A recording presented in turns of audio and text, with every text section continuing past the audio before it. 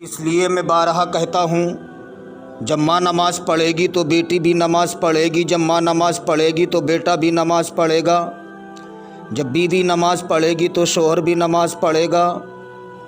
اس لیے اولاد کے لیے سب سے پہلا مدرسہ ماں کی گود ہے، گود۔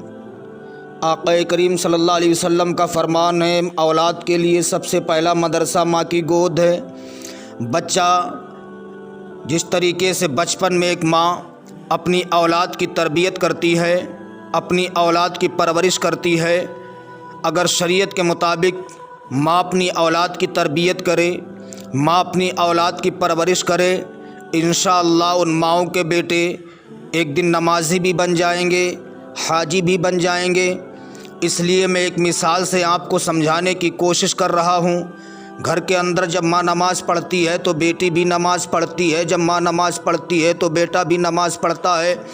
آپ نے اکثر دیکھا ہوگا، جب گھر کے اندر ماں جھاڑو لگانے کا ارادہ کرتی ہے، بچے کو ابھی شعور نہیں ہے، چلنے کے مطابق پتہ نہیں، زندگی کیسے گزاریں بچے کو پتہ نہیں، کھانا کیسے کھائیں بچے کو پتہ نہیں، پانی کیسے پئیں بچے کو پتہ نہیں۔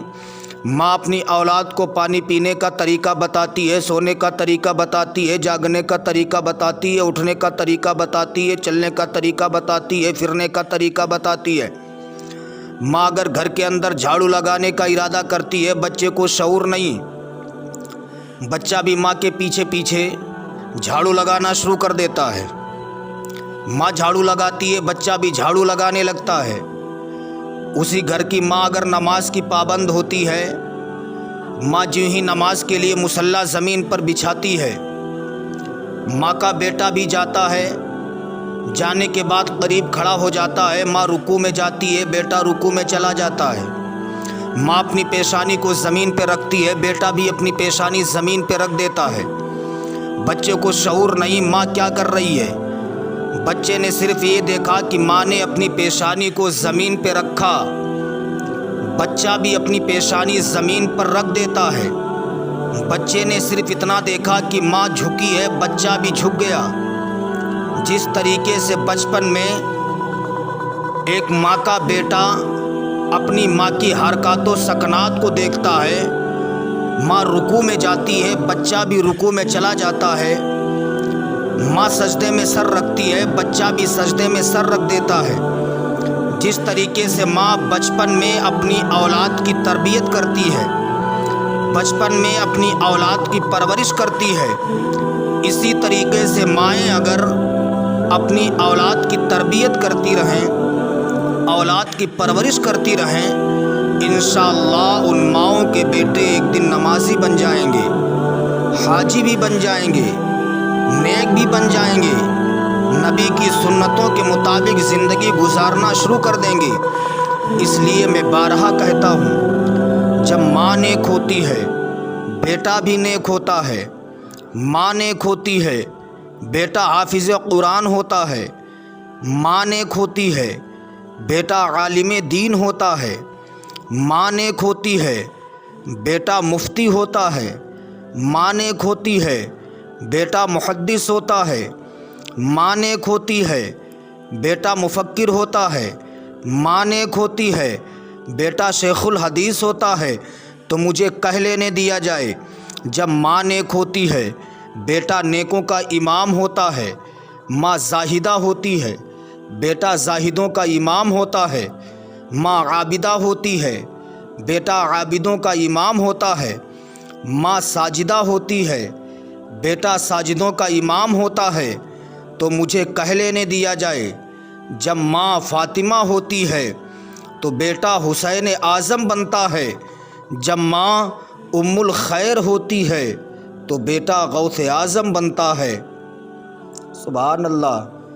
اس لیے اسلام کی مقدس شہزادیوں، خود شریعت پر عمل کرنے کی کوشش کرو، اپنی اولاد کو بھی شریعت کے مطابق زندگی گزارنے کا طریقہ بتاؤ۔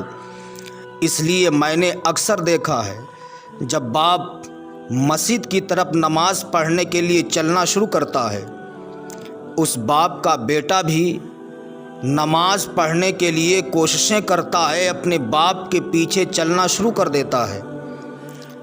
ماں کی گود میں بچہ جس طریقے سے پرورش پاتا ہے، جس طریقے سے پلتا ہے، بچہ آگے چل کے وہی اپنی زندگی گزارنے کی کوشش کرتا ہے۔ بچپن میں اگر ماں اپنی اولاد کی عادت ڈالے کہ بیٹا نماز پڑھنا، برائیوں کے قریب نہ جانا، گناہوں کے قریب نہ جانا، نبی کی سنت کے مطابق اپنی زندگی گزارنا، انشاءاللہ وہ بچے ماں باپ کی حرکات و سکنات کو دیکھ کر کے نبی کریم صلی اللہ علیہ وسلم کی سنت کے مطابق اپنی زندگی گزارنے کی کوشش کرنا شروع کر دیتے ہیں۔ اس لیے یہ ماں ہے جس کے قدموں کے نیچے جنت ہے۔ آقا کریم صلی اللہ علیہ وسلم ارشاد فرماتے ہیں، جب ایک ماں بگڑتی ہے تو 7 پشتیں بگڑ جاتی ہیں، جب ایک ماں سنور جاتی ہے تو 7 نسلیں سنور جاتی ہیں۔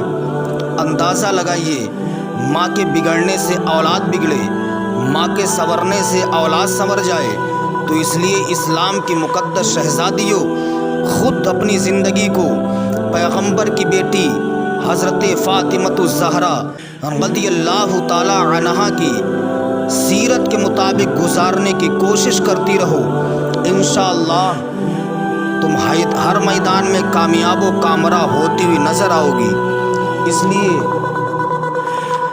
وہ عورت ہی ہیں حضرت رابعہ بصری، جن کی زیارت کے لیے اللہ کا مقدس گھر کعبہ شریف چل کے آ گیا۔ اندازہ لگائیے، حضرت ابراہیم بن ادہم رضی اللہ تعالیٰ عنہ نے کعبہ شریف دیکھنے کے لیے سفر شروع کیا۔ ایک قدم رکھتے تھے، 2 رکعت نماز نفل پڑھتے تھے، پھر قدم رکھتے تھے، پھر 2 رکعت نماز نفل پڑھتے تھے۔ 1-2 دن نہیں، متواتر 14 سال تک سفر کرتے رہے۔